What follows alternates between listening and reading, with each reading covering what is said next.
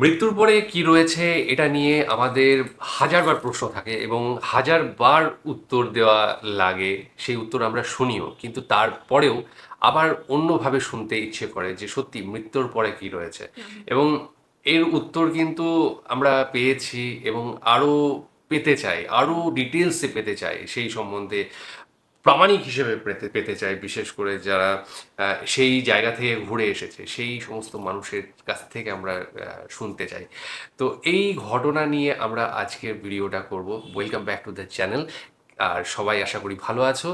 আমরা আজকে এই মৃত্যুর ওপরে একজনের, মানে বিশেষ করে একজনের যে দার্শনিক। অভিজ্ঞতা, হ্যাঁ, দার্শনিকের অভিজ্ঞতা, সেটা নিয়ে আজকে ভিডিওটা। তোমাদের ভীষণভাবে পছন্দ হচ্ছে এই চ্যানেল থেকে আমরা যে হ্যাঁ, ভিডিওগুলো করছি। তো আজকে আমরা সেই ভিডিওই করব, যার শিরোনাম হচ্ছে 97 বছর বয়সী দার্শনিকের শেষ স্বীকারোক্তি। হ্যাঁ, তো মৃত্যু কি সব কিছু শেষ, হ্যাঁ, এটাই আমাদের আজকের টপিক। তো চলো ভিডিওটা দেখে নিই, তারপর আর কথা হবে। চলো। আজ আমরা কথা বলবো নাস্তিকতার কানাগলি নিয়ে। সম্ভবত অনেকেই ব্যাপারটা বোঝে না, এটা নিয়ে ভাবে না। ব্যাপারটা লক্ষ্য করলে আপনি চমকে উঠে বলবেন, আমার তো কিছু নাস্তিক বন্ধু আছে, বিষয়টা ওদের জানানো দরকার। তারাও সেটি স্বীকার করেছে। তারা বলে, হ্যাঁ, এরকম একটা বিষয় তো আছে, আমাদের নিজেদের আলাপে জানি আমরা আলোচনা করতে চাই না, এবং বিষয়টা এলেই আমাদের মন খারাপ হয়ে যায়। আমার একটা দাবি আছে, আমার মতে একজন অবিশ্বাসী বলতে পারে না যে আমার একটা উদ্দেশ্য আছে, জীবনে পৌঁছাবার জন্য একটা লক্ষ্য আছে। হয়তো আপনি বলবেন না, তারা এটা বলে। আপনি দেখবেন আমাদের জীবনের একটা উদ্দেশ্য আছে। কি সেই উদ্দেশ্য? আল্লাহর সন্তুষ্টি অর্জন করা, জান্নাতে যাওয়া, জাহান্নামে না যাওয়া, একজন ভালো মুসলিম হয়ে ইসলামকে রিপ্রেজেন্ট করা। কিন্তু যখন একজন নাস্তিক বলতে চায় যে এটা আমার জীবনের লক্ষ্য, তখনই একটা চপেটাঘাত চলে আসে। সে আসলে নিজের গালে নিজেই চড় বসায়। এই মানুষটিকে দেখুন, মানুষটি এখন আর জীবিত নেই। 97 বছর বয়সী দার্শনিকের দৃষ্টিতে মৃত্যু নামে তিনি একটি ভিডিও বানিয়েছিলেন। এই ছবিটা ভিডিও থেকেই নেয়া। উনি ভিডিওটা রেকর্ড করেছিলেন 97 বছর বয়সে। তিনি একজন নাস্তিক দার্শনিক, কথা বলছেন তার জীবন নিয়ে, প্রশ্ন করছেন জীবন আর মৃত্যু নিয়ে। তবে কথা হচ্ছে, মৃত্যুর পর কি ঘটবে বলে বিশ্বাস করে নাস্তিকরা? তারা বিশ্বাস করে তারা শেষ হয়ে যাবে, অনস্তিত্বে বিলীন হবে। এই মনস্তত্ত্ব একজন মানুষকে পাগল করে দিতে পারে। তোমাদের বলবো এই চাচার গল্প। এই ভিডিওতে তিনি ব্যাখ্যা করেছেন যে তার বয়স 97 বছর। তিনি একটি বিশ্ববিদ্যালয়ে দর্শন বিভাগে 40 বছর ধরে পড়িয়েছেন। তিনি বলেন, আমি মৃত্যু বিষয়ে 20 বছর আগে একটি বইতে লিখেছিলাম, মৃত্যু নিয়ে ভয় পাওয়ার কিছু নেই। কেন আপনি ভয় পাচ্ছেন? আপনি মরে গেলে শেষ হয়ে যাবেন। এবং আমি মোটেই ভীত ছিলাম না, আমি ছিলাম সাহসী। কিন্তু এখন আমি মৃত্যুর দ্বার প্রান্তে। এখন দেখা যাচ্ছে 20 বছর আগে আমি যা বলেছিলাম ব্যাপারটা মোটেই তেমন নয়। আরো বলেন, আমার স্ত্রী গত হয়েছেন 7 বছর আগে। আমরা একসঙ্গে ছিলাম 70 বছর। ভাই, তারা একই বাড়িতে 70 বছর বাস করেছেন। তার স্ত্রী কোথায় গেছেন বলে তিনি বিশ্বাস করেন? অনস্তিত্বে। এখন আর তার অস্তিত্বই নেই। তিনি ভাবেন তার স্ত্রীর সাথে আর তার কখনোই দেখা হবে না। ভেবে দেখুন কেমন এই সাইকোলজি। এমন চিন্তা এই দুনিয়াতেই শেষ করে দিতে পারে একজন মানুষকে। তিনি বলেন, 7 বছর আগে তার মৃত্যুতে আমার জীবনের অর্ধেকটাই শেষ হয়ে গিয়েছিল। তার মৃত্যুর সময় আমি সাথেই ছিলাম। শেষ মুহূর্তে তিনি তার স্ত্রীকে আলিঙ্গন করেছিলেন। এটা খুবই কঠিন একটি স্মৃতি ছিল বলে তিনি কাঁদতে শুরু করলেন। এই গল্পটা বলার উদ্দেশ্য হচ্ছে নাস্তিক দৃষ্টিকোণ থেকে মৃত্যুকে বর্ণনা করা। তিনি বলতে থাকেন, জীবনের কোনো উদ্দেশ্য আছে কিনা সেটাই ভাবি, মানে নিজেকে প্রশ্ন করি, জীবনের কোনো উদ্দেশ্য আছে কি, কোনো লক্ষ্য? তারপর বলেন, আমার মতে এটা একটা বোকার মতো প্রশ্ন। স্ট্রিট ইন্টারভিউতে আমরা নাস্তিকদের এই প্রশ্নটাই করি। জিজ্ঞাসা করেছিলাম জীবনের উদ্দেশ্য কি। তাদের উত্তর কি ছিল? একজন ভালো মানুষ হওয়া। এই কথাটা তাদের জন্য একটা ফাঁকা বলি। বন্ধু, আমি নিশ্চয়ই তোমাকে ভুল বুঝছি। তুমি বিশ্বাস করো যে মৃত্যুর পর তোমার অস্তিত্ব শেষ হয়ে যাবে। তাহলে ভালো মানুষ হওয়া না হওয়ায় কি আসে যায়? তুমি তো হারিয়ে যাবে, এবং যেসব ভালো কাজ তুমি রেখে যাবে সেগুলোও হারিয়ে যাবে। তুমি যেসব মানুষের উপকার করছো, হারিয়ে যাবে সেই মানুষগুলো। কোনো অনুপ্রেরণা নেই। একজন নাস্তিকের চিন্তা দেখুন। কি করতে চাও তুমি? আমি নোবেল শান্তি পুরস্কার পেতে চাই। কিন্তু তুমি বিশ্বাস করো তুমি একসময় হারিয়ে যাবে। এই বাস্তবতার কথা আপনি যতবারই বলবেন ততবারই তাকে চপেটাঘাত করা হবে। সে হঠাৎ লক্ষ্য করবে আসলে তার জীবনের কোনো উদ্দেশ্যই নেই। তুমিও শেষ হয়ে যাবে তোমার মতে। তবে আমার মতে অবশ্যই তুমি শেষ হয়ে যাবে না। যেসব ভালো কাজের কথা তুমি বলছো শেষ হয়ে যাবে সেগুলো। এবং ভাবুন ব্যাপারটা, ভাবুন এই মানুষগুলোর সাইকোলজি নিয়ে। আপনার প্রিয়জনরাও হারিয়ে যাবে। আপনার মায়ের দিকে তাকান, তার মৃত্যু হবে এবং তাকে আর কখনোই দেখবেন না, চলে যাবেন চিরতরে। আপনি তাকাবেন সন্তানের চোখের দিকে, তারপর মৃত্যু আসবে, সব শেষ, আর কখনো দেখা হবে না আপনাদের। সবকিছু, সবাই আপনার হাত ফসকে বেরিয়ে যাবে। সেদিন একজন নাস্তিক এখানে এসেছিল, ব্যাপারটা আসলেই ইন্টারেস্টিং। তিনি বললেন, আমার মা বাবা ও ভাই বোন আছে, তাদের সাথে আমার খুব দূরত্ব। আমি চেষ্টা করি তাদের ভালো না বাসতে। কেন? তিনি বলেন কারণ মৃত্যুর পর তারা হারিয়ে যাবে। তাদের সাথে আমি দূরত্ব বজায় রাখি, কারণ তাদের বেশি ভালোবাসলে অনেক কষ্ট পাবো, তাই তাদের ভালো না বাসতে চেষ্টা করি। ভাইরা, এটা কি জীবন? আপনার পিতাকে ভালোবাসতে দেয় না এই জীবন, দেয় না আপনার ভাইকে ভালোবাসতে। দুনিয়াকেই জাহান্নামে পরিণত করে এই জীবন।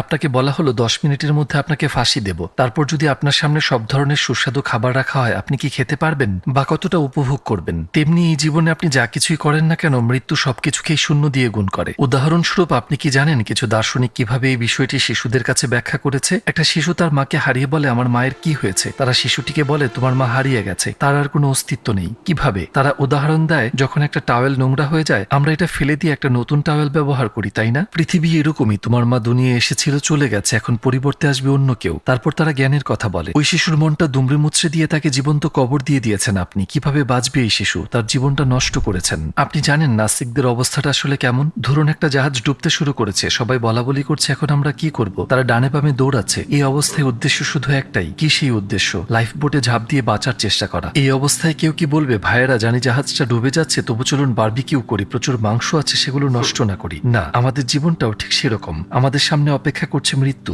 100 বছরের মধ্যে আমরা সবাই চলে যাব মাটির নিচে। এর কোনো সমাধান থাকলে অবশ্যই সেটা মানব জীবনের সর্বোচ্চ লক্ষ্য, তাই না? কুরআন আমাদের পরকালের সুসংবাদ দেয়, আমাদের জানায় যে পরকাল বলে কিছু আছে। এখন এই প্যারাডক্সটি ভালো করে বোঝা যাক, এটাই মূল বিষয়। একজন নাস্তিকের সামনে রয়েছে দুটো পথ। যদি সে সঠিক হয়, অবশ্যই আমরা এটা বিশ্বাস করি না। কি হবে তার পরিণতি? সে হারিয়ে যাবে। যদি তার কথা সঠিক না হয়, মানে ইসলামী প্রকৃত সত্য এবং আল্লাহর অস্তিত্ব আছে, একজন অবিশ্বাসী হিসেবে সে জাহান্নামের আগুনে পড়বে। তার পরিণতিটা হবে খুবই ভয়াবহ। সে সঠিক হোক কিংবা ভুল হোক, কোনো তৃতীয় অপশন নেই। উদাহরণস্বরূপ, আপনি কি জানেন যে কিছু নাস্তিক দার্শনিক আত্মহত্যার প্রশংসা করেছেন? তারা বলেছেন এই জীবনের কোনোই অর্থ নেই, আমরা এখানে আছি বিনা কারণে এবং একসময় আর থাকবো না। তার উপর জীবন দুঃখ দুর্দশায় পূর্ণ, তাহলে বেঁচে থেকে আরো কষ্ট আমি কেন ভোগ করব? তাই আত্মহত্যা করাটা একটা যুক্তিযুক্ত কাজ। তারা আত্মহত্যার প্রশংসা করার পাশাপাশি কেউ কেউ আবার সত্যি আত্মহত্যা করেছেন। মাঝে মাঝে আপনি কিছু আত্মবিশ্বাসী নাস্তিকের দেখা পাবেন। ভাই, আপনার এমন শান্ত হওয়ার কথা না। প্রথম অপশন আপনার অবস্থা দুঃখজনক, দ্বিতীয় অপশন আপনার অবস্থা দুঃখজনক, তৃতীয় অপশন নেই, আপনি শান্ত থাকতে পারেন না। আপনার কোনো মোটিভেশন, জীবনের কোনো উদ্দেশ্য নেই। আপনার উচিত বসে বসে কাঁদা।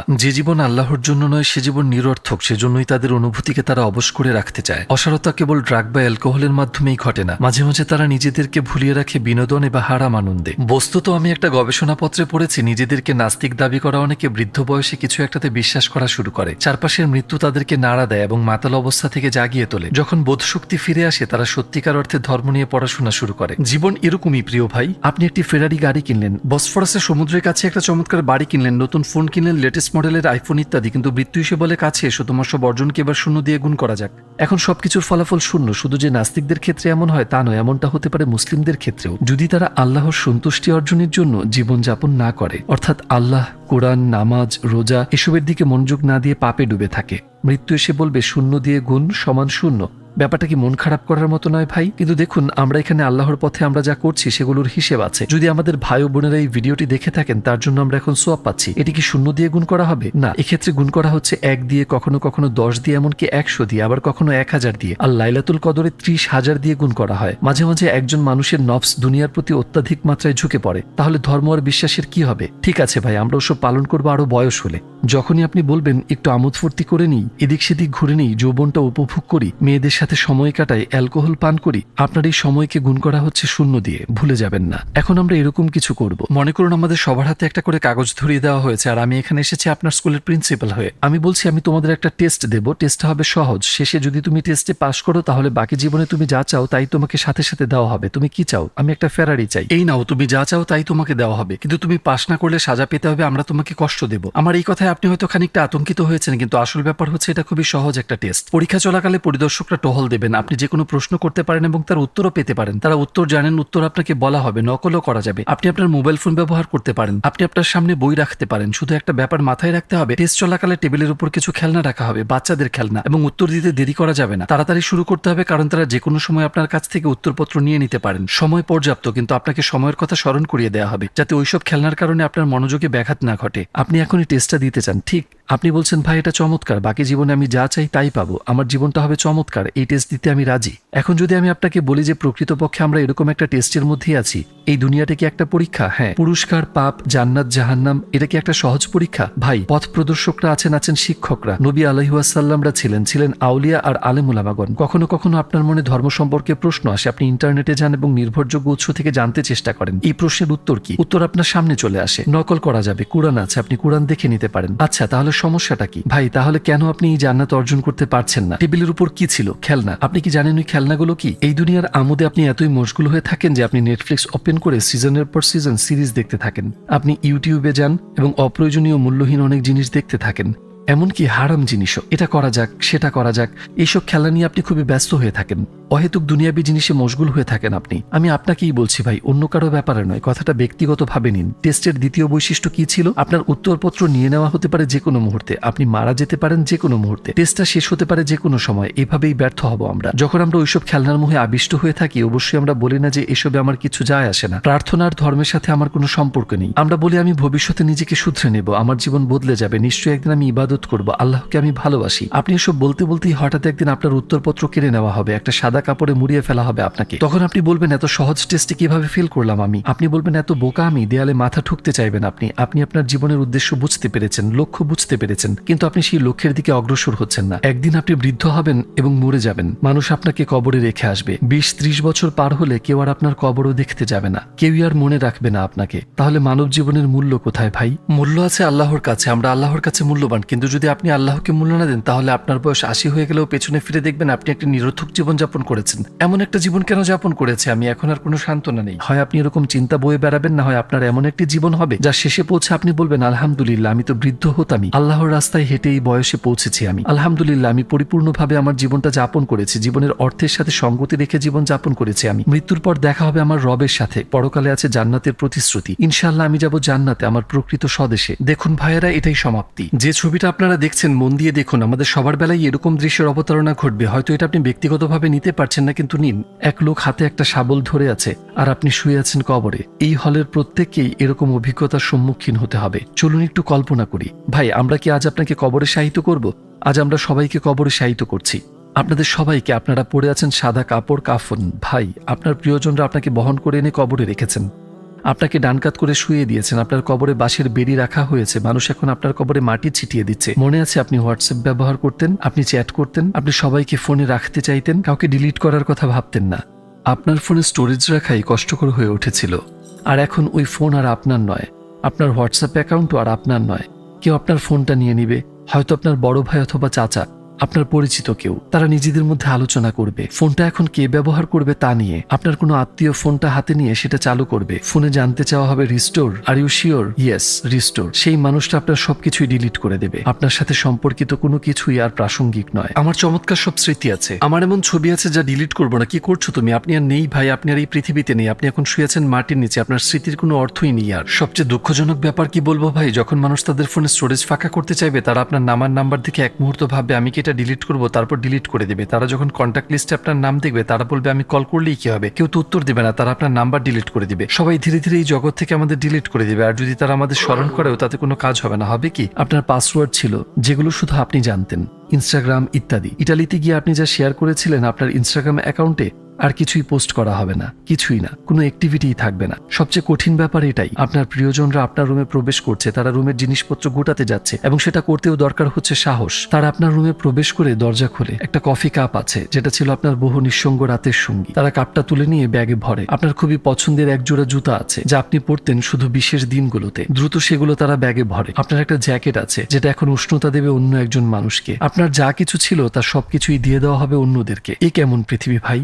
দুনিয়াদারি আল্লাহর জন্য না হলে তা কতটা নিরর্থক সেটাই ব্যাখ্যা করতে চেষ্টা করছি আমি। কিন্তু আমরা যদি অনুতপ্ত হই, আল্লাহর করুণা অপার। উদাহরণস্বরূপ ধরুন আমরা অনুতপ্ত হয়েছি, আল্লাহ আমাদের সকল পাপ তাৎক্ষণিকভাবে মুছে দেবেন এবং আমরা সম্পূর্ণ নতুন জীবন শুরু করতে পারবো। আপনাদের কেউ কেউ হয়তো বলবেন ভাই, যখন এখানে আপনার কথা শুনি তখন ভালোই লাগে, কিন্তু যখন এখান থেকে যাই তখন সবকিছু বদলে যায়, শয়তান আমার সাথে খেলা শুরু করে। এই সমস্যার সমাধানের একটাই উপায়। কি উপায় আমি বলবো? এটি একটি ট্রিপল ফর্মুলা। 3টা জিনিস আপনাকে বদলে দিবে। এগুলো ঠিক করতে পারলে আপনার সমস্যার সমাধান হয়ে যাবে। প্রথমত, আপনি কি ধরনের বই পড়ছেন সেটা লক্ষ্য রাখুন। কোনো অনাবশ্যক, অপ্রয়োজনীয় কিংবা ক্ষতিকর বই নয়, কেবল ইতিবাচক আর দরকারি বই। পৃথিবীতে অজস্র বই আছে এবং আপনি সবগুলো পড়তে পারবেন না। সেই বইগুলোকে প্রাধান্য দিন যেগুলো আপনার সবচেয়ে বেশি দরকার এবং পরকালের ব্যাপারে সহায়ক হবে। দ্বিতীয়ত, আপনি কি দেখছেন সেটা লক্ষ্য রাখুন। ইউটিউব এবং অন্যান্য প্ল্যাটফর্মে আপনি কি দেখছেন সেটা লক্ষ্য রাখুন, কারণ এই জিনিসগুলো আপনাকে সরাসরি প্রভাবিত করে। বইয়ের মতো ভিডিও প্রভাব ফেলে একজন মানুষের উপর, আর কি বন্ধুরা আপনাকে প্রভাবিত করে। তৃতীয়ত, বন্ধু নির্বাচনে সতর্ক হন। বন্ধুত্ব করুন বেছে বেছে এবং এড়িয়ে চলুন সেসব বন্ধুকে যারা আপনাকে খারাপ পথে আহ্বান করে। যদি আপনি এই জিনিসগুলো বদলাতে পারেন তাহলে অবধারিতভাবে আপনার উপর ইতিবাচক প্রভাব পড়বে, কারণ আপনার 3টি প্রভাব বিস্তারকারী ফ্যাক্টরি ইতিবাচক হবে। অন্যভাবে বলতে গেলে ভালো বন্ধুরা আপনাকে আহ্বান করবে ভালো ও প্রয়োজনীয় কাজে। এটাই আমার পরামর্শ।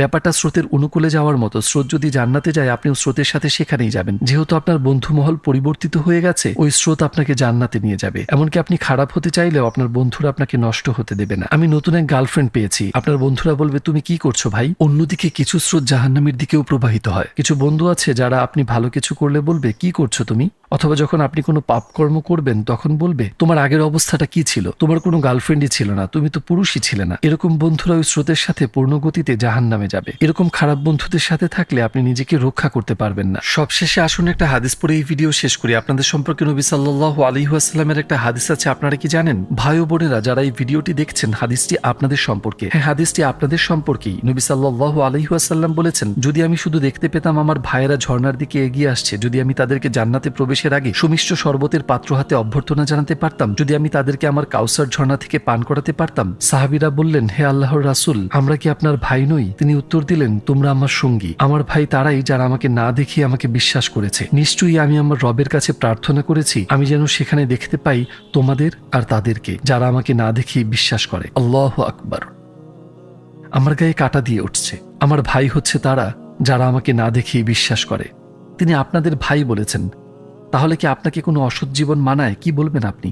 অন্যভাবে বলতে গেলে, যখন একজন নবী আলাইহিসসালাতু ওয়াসসালাম আমাকে ভাই বলে ডাকেন এবং আমাকে এত ভালোবাসেন, তখন ইবাদতহীন জীবনযাপন এবং খেয়াল খুশি মতো আর উদ্দেশ্যহীনভাবে ভুল পথে চলা আমার সাজে না। তিনি আপনাকে ভাই বলে ডেকেছেন, কিন্তু আপনি মোটেও ভাইয়ের মতো নন। এটা কি আপনাকে মানায়?